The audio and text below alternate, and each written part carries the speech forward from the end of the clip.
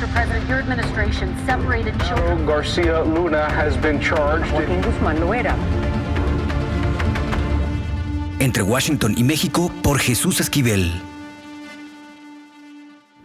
Esta es una producción de Fluxus Comunicaciones.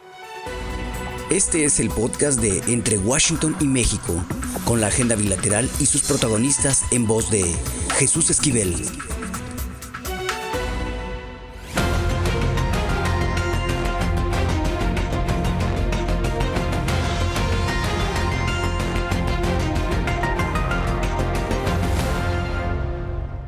¿Qué boles? Bienvenidos a Entre Washington y México. En estos días se presentó el índice de progreso social elaborado por el colectivo México, ¿cómo vamos? Está integrado por economistas y agradezco mucho a Sofía Ramírez, la directora, que nos cuente en qué consiste pues, este índice de progreso social para México, y que nos dé algunos aspectos de lo que encontraron en esta investigación que nos puede establecer claramente lo que estamos viviendo los mexicanos. Muchas gracias, Sofía, por estos minutos en Entre Washington y México.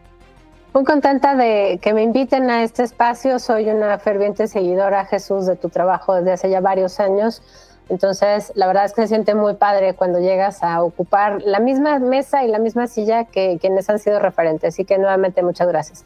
Te comento rápidamente, el índice de progreso social es una medición de las cosas que importan a la gente. Es el acceso a los servicios públicos que obviamente garantizan derechos, no solamente es el servicio público por el servicio público, y lo hacemos midiendo 49 variables en 3 dimensiones, pero ninguna de estas variables es de ingreso o de gasto, ni de las familias ni del gobierno. Simplemente es revisar qué tanto tienen las familias pues acceso a las cosas más básicas, por ejemplo, si hay comida suficiente, si el hogar está bien construido, si hay acceso a educación, a salud, si la seguridad en la ciudad donde se habita es suficiente. Entonces, como pueden ver, todos los índices buscan ser autoexplicativos. Esta no es la excepción, va en un rango de 0 a 100 puntos.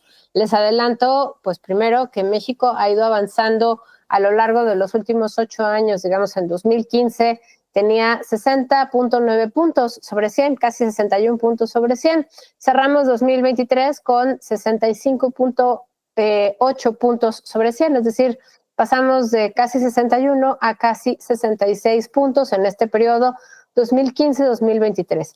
Primera aclaración, no tenemos los datos 2024 porque obviamente utilizamos data pública, confiable, casi todas son bases de datos del INEGI y las otras también son consultables de manera pública. Toda la información, incluyendo la data, está en la página de México, ¿cómo vamos? Pero importante es que tomemos en cuenta que obviamente el INEGI, uno de los rubros que tarda más en compilar son las cifras de mortalidad del año previo. El INEGI nos va ofreciendo a lo largo del año cifras preliminares, pero dado que es tan importante poder contar con información como muerte materna o muerte infantil, o por ejemplo, muerte por diabetes o por enfermedades circulatorias, es que decidimos esperar hasta la última revisión de la data que se publica a finales de octubre, y es por eso que el índice de progreso social aparece con cierto rezago respecto a otros índices. Entonces, ese es un primer disclaimer, un primer mensaje que vale la pena tomar en cuenta. Pero me parece que más adelante me gustaría iniciar, si te parece bien, Jesús, con los 6 mensajes que encontramos. Ajá, sí, no, y de hecho te iba a preguntar cuáles fueron los asuntos más significativos que localizaron entre estos 49 indicadores. Claro, mira, primero que nada, justo para no tener tantas variables y no hacernos bolas, el índice lo que hace es que las agrupa en 3 grandes dimensiones. Necesidades humanas básicas, que es lo más básico de lo más básico. Insisto, tener la salud básica suficiente para no morirse al tener un bebé y no morirse al nacer. También se incorpora tener comida suficiente, digamos, necesidades alimentarias básicas. Pero luego también vienen los componentes de tener drenaje, tener agua, no solo el tubo, sino que salga agua del tubo. Y por supuesto que haya un hogar construido adecuadamente y seguridad pública. De estos 4 componentes, digamos, de lo más básico en salud, de lo más básico en agua y saneamiento, lo más básico en construcción de la vivienda y en seguridad pública, el que más depende, digamos, del ingreso de las familias es la calidad de la vivienda. Entonces ahí ya vemos cómo hay un componente que tiene elementos de gasto público, pero también un rubro de gasto privado del ingreso de las familias. Luego viene el segundo gran pilar. ¿Te acuerdas que decía que son 3 dimensiones? Sí. Bueno, el segundo gran pilar es fundamentos del bienestar. Aquí viene incorporado la matriculación de niños y niñas de manera paritaria desde preescolar hasta secundaria, porque pues obviamente en México y en el mundo, pero en nuestro país es muy evidente que la educación sigue siendo un motor de la movilidad social. Más adelante vamos a entrar al tema de la educación superior, pero en este rubro muy básico, pareciera ser que también es evidente que si las familias no tienen cubierto lo primero, es decir, un hogar o tener suficiente dinero como para comer, pues obviamente no van a mandar a los niños a la escuela, sino mandarlos a trabajar en el mejor de los casos o simplemente van a estar desatendidos. Entonces ya empezamos a ver como en esta segunda dimensión que empieza con educación, el componente del ingreso de las familias juega un rol muy importante para la provisión de servicios. Luego viene la parte de acceso a información. Hay toda una estrategia de dotar de Internet a través de la CFE a todo el país. Ahorita está, digamos, de manera muy concentrada en el centro, en la capital, en la Ciudad de México, pero aunque tuvieras Internet en cada poste de CFE del país, necesitas tener una tablet, un teléfono inteligente, una computadora. Eso implica que las familias tienen que poder comprar esos bienes para poder acceder a la información. Luego viene el componente de salud, salud de manera preventiva. No te mueras por diabetes y no te mueras por enfermedades circulatorias. Esos dos rubros necesitan que las personas cuiden de su salud de manera consistente y reiterada a lo largo de la vida. Es un poco salud preventiva. Sofía, que me interrumpa, pero claro. A mí en lo particular me interesa mucho el tema de la diabetes, porque se ha señalado por años que México es uno de los países que más padecen de esta enfermedad. ¿Cuál es la especificación de este rubro?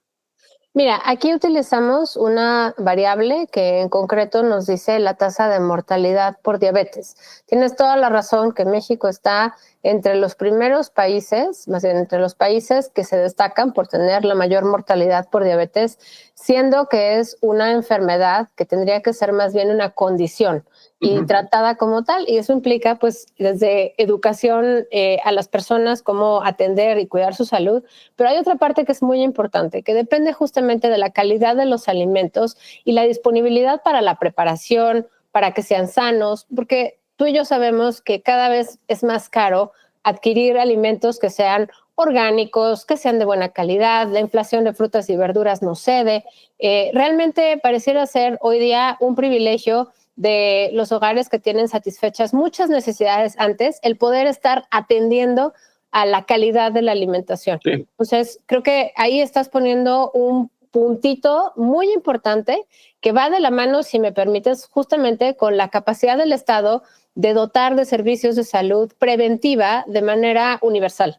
Y ahí es donde nuevamente vemos que al estar pues registrado un mayor incremento en atención a la salud en consultorios privados y no en el sistema público a partir de 2020, pero de manera prevalente en 2022, pues te habla que las personas sí estamos gastando más desde nuestro bolsillo, nos estamos atendiendo menos en el sistema público y hay problemas de información. Sabemos que han pasado 2 años desde el ENIG, este año se levantó la última encuesta nacional de ingreso-gasto en los hogares, pero conoceremos los datos hasta 2025. No creo que vaya a haber mucho cambio. Me preocupa, sin embargo, porque este es el primer gran hallazgo de la serie del Índice de Progreso Social de este año, que es el Estado está delegando en los bolsillos de las familias el gasto necesario para cubrir lo más básico, que es salud y educación, y no está ofreciendo esos servicios de manera gratuita y universal. Y aquí te va el dato. En el presupuesto del próximo año vemos una reducción en la asignación presupuestaria en el rubro de salud. Estamos hablando que pasó de 2.8% del PIB, lo que se asignó para este año 2024, a 2.4% lo que se asignó para el próximo año. Entonces, si ya veníamos con 4 años donde el gasto de bolsillo en la salud había sido incrementado claramente primero por la pandemia, pero después se queda en esos niveles, y posteriormente vemos que la gente ya no acude a los servicios públicos, pues no es que no existan los hospitales, pero posiblemente no estén con los especialistas en su momento, haya filas muy largas, no haya medicamento, o ni siquiera haya la difusión suficiente para el registro y el acceso a esos servicios. En cualquier caso, si no se está asignando el recurso público para cubrir todos estos rubros, no solo la infraestructura, pues claramente estamos delegándole a las personas el acceso a la salud, claro. Y eso me parece inaceptable. Porque entonces, se decía en términos comparativos, por lo que cuesta la salud o el mantenerse sano, que en Estados Unidos es un lujo enfermarse. Y me parece que en México ya vamos encaminados hacia esa oración que me parece muy grave para una sociedad como la nuestra. Totalmente, ahí coincido absolutamente. Me parece que sin entrar a detalle en el modelo de Estados Unidos, se gasta muchísimo como porcentaje del PIB, se gasta algo así como 3-4 veces más de lo que se gasta en México, insisto, como porcentaje de la economía de cada país, y aún así no tienen el servicio de acceso universal. Sin embargo, cuando tenemos, porque este es otro estudio que se hace de manera paralela, cuando tenemos la comparación de atención a la salud entre México y Estados Unidos, es muy evidente que en la parte que tiene que ver con muerte materno-infantil no tenemos diferenciales tan importantes. Sin embargo, sí tenemos diferenciales importantes en esto que mencionaba yo, que es la salud de manera preventiva, donde se incluye la muerte por diabetes y por enfermedades cardiovasculares, que en ambos casos son plenamente tratables. Entonces, con las salvedades guardadas, todavía en México me parece que tenemos un caso aún más grave, a pesar de haber tenido pues coberturas de vacunación envidiables durante muchas décadas, las hemos perdido. Se perdió la capacidad de distribuir, digamos, a través del propio sistema de distribución de las farmacéuticas, y no se pudo suplir con suficiencia ni con agilidad a través del sistema público todavía. Tan es así que la Secretaría de Salud de la nueva administración ha anunciado pues un mecanismo para que tú como usuario o como derechohabiente del sistema público puedas subir tus quejas y decir, a mí me dieron cita en la clínica número tal de tal ciudad y no me pudieron surtir los medicamentos. Digamos que se está echando mano de ese instrumento. No me parece mal, pero sí me parece que es pues un claro reconocimiento de que pues no sabemos cómo estamos surtiendo las medicinas ni si están llegando a donde tienen que llegar. Entonces, ahora, dime. Quisiera que tú como directora de México, como vamos, me señalaras alguno de estos 49 indicadores que te llamara la atención, que dijeras, está así como sorpresa de lo que nos pasa a los mexicanos, aunque no esté entre los primeros 6 que nos marcabas. Porque luego a veces hay aspectos que para mucha parte de la sociedad son muy interesantes, muy importantes, pero por como estamos acostumbrados a desglosarlos, los dejamos a un lado.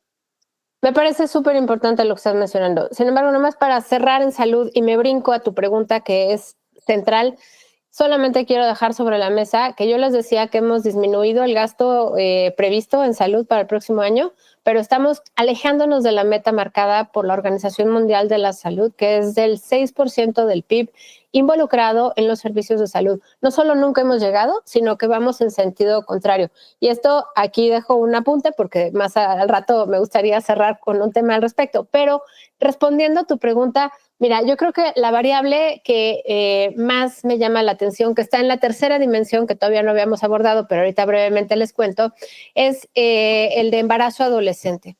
Es realmente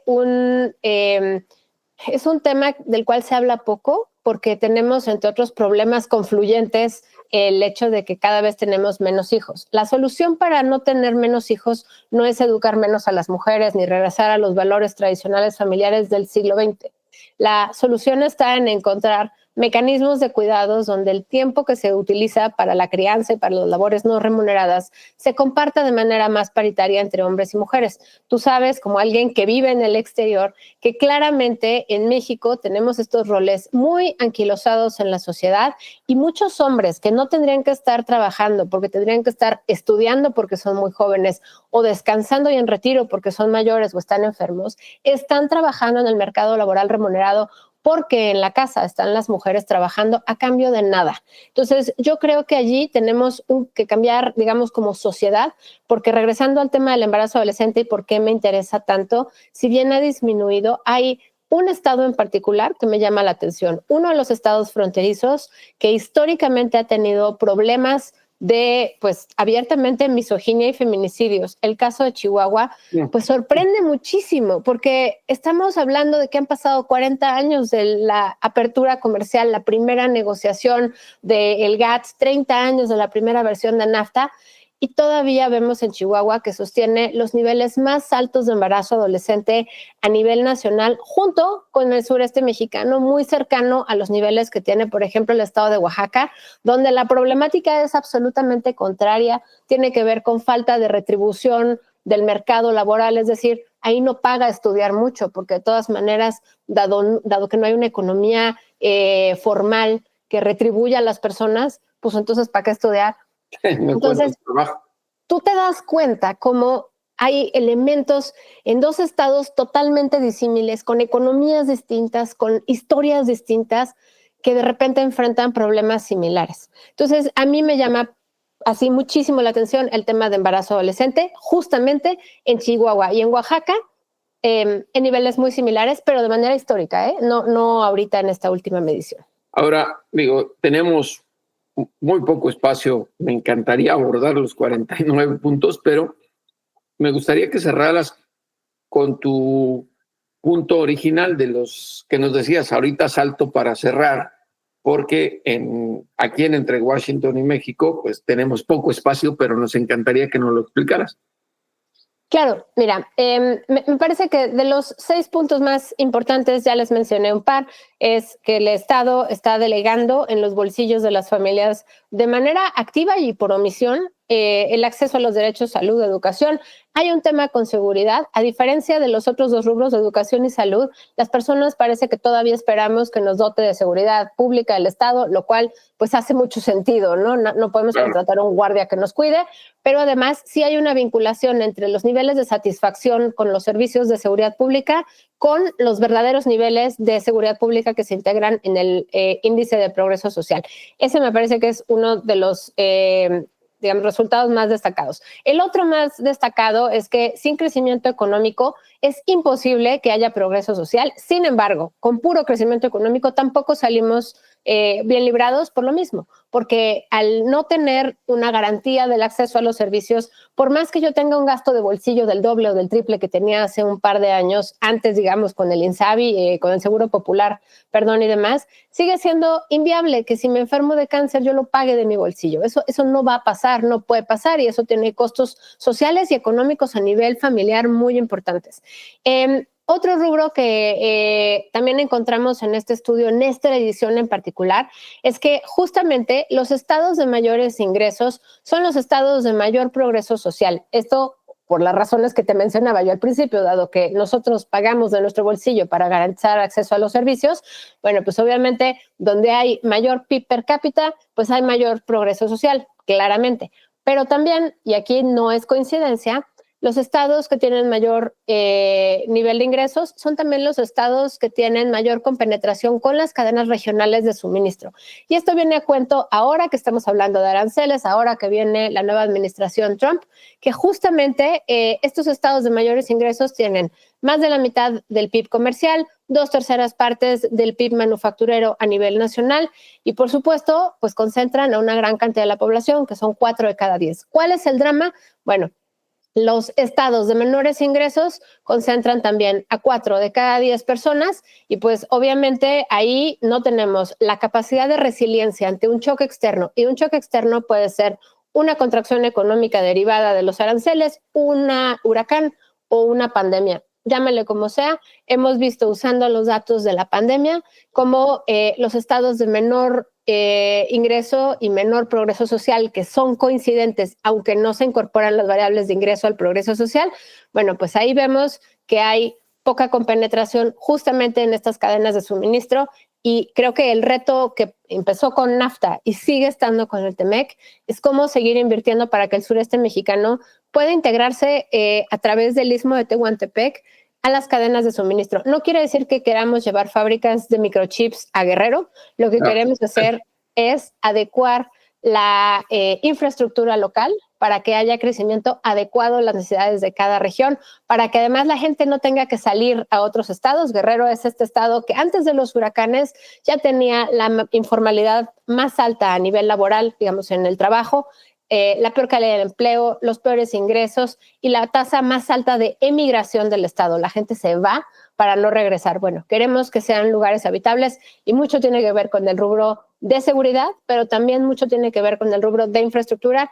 Y nuevamente, hablando del paquete del próximo año, paquete económico, no vemos que en los números el tren interoceánico transísmico sea particularmente una prioridad, porque se le asigna muy poquito dinero en relación con el resto de los vías del tren, de los tramos del tren, siendo que justamente creemos que allí tendría un potencial de desarrollo para unir el sureste mexicano con el sureste de Estados Unidos.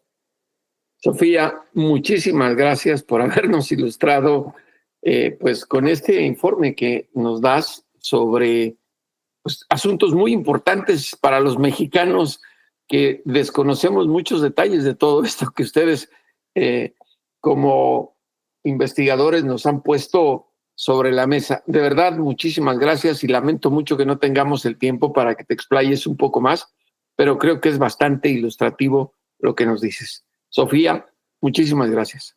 Gracias a ustedes. No dejen de seguirnos en @México como vamos y de consultar. Hay fichas por estado con cada uno de estos elementos, los 49 o los 12 o los 3. Va a ser muy interesante que puedan visitarnos en mexicocomobamos.mx. Los esperamos y muchas gracias, Jesús, y todo el equipo de producción. Gracias a ti.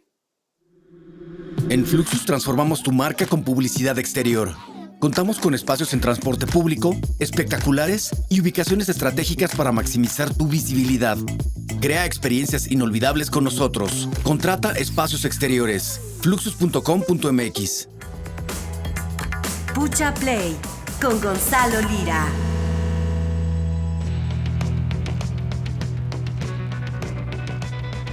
Ya está aquí, ya llegó Gonzalo Lira Galván y Pucha Play. ¿Qué nos tienes, Gonzalo?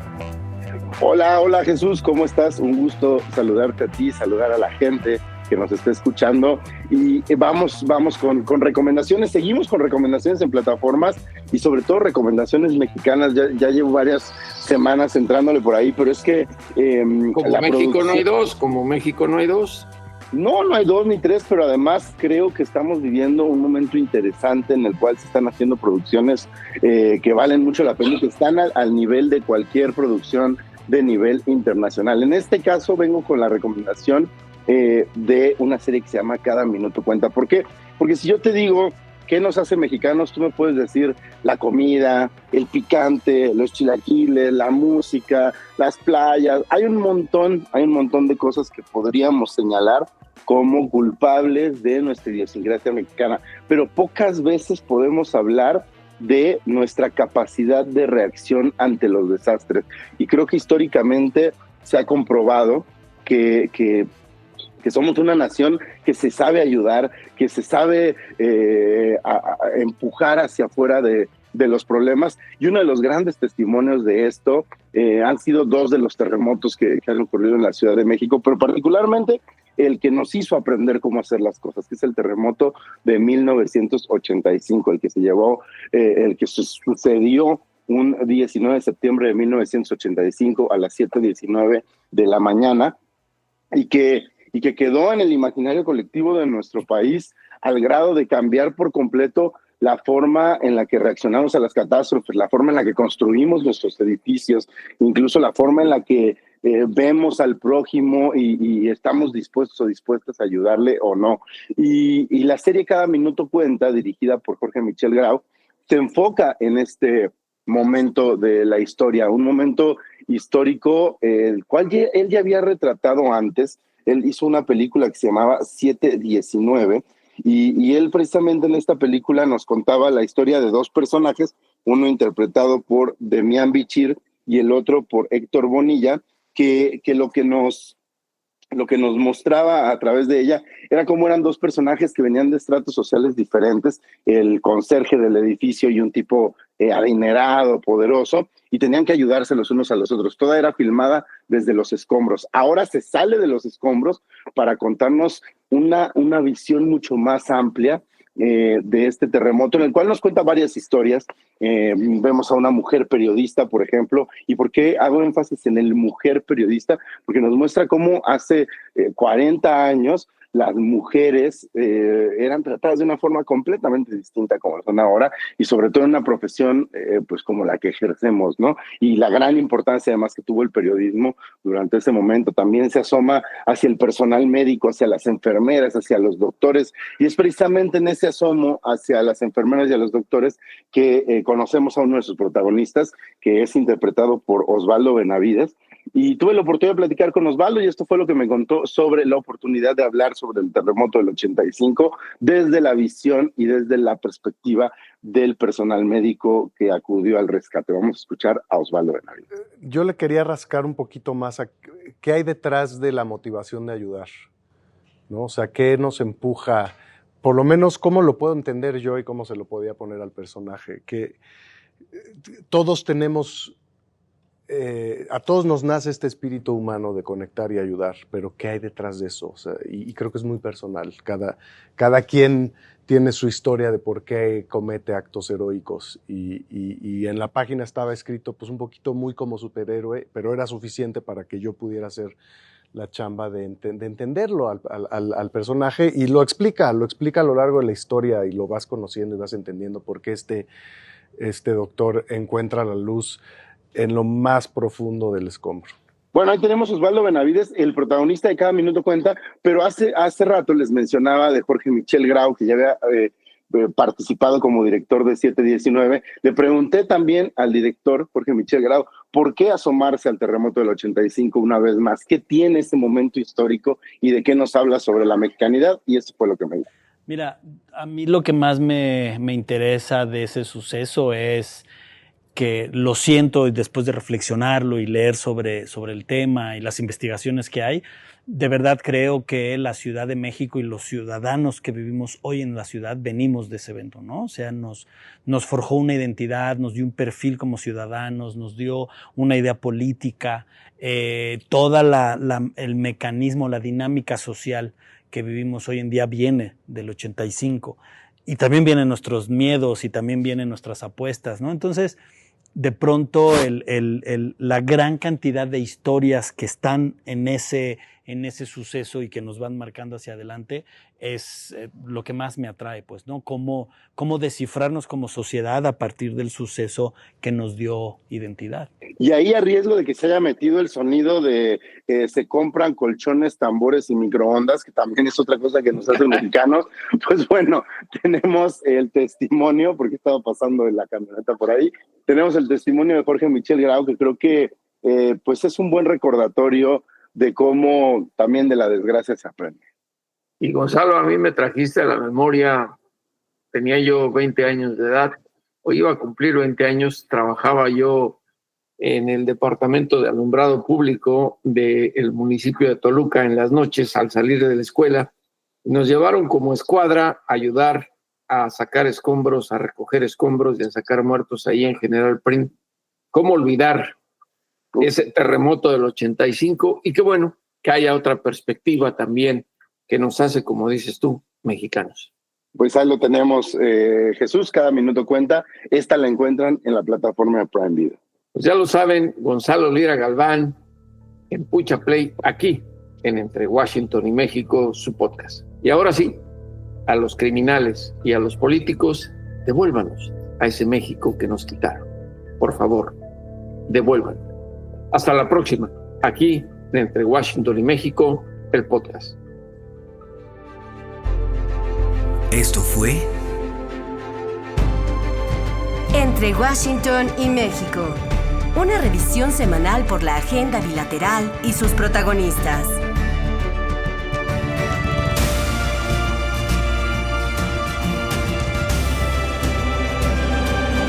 Entre Washington y México. En Mint by Fluxus producimos publicidad en video para redes sociales.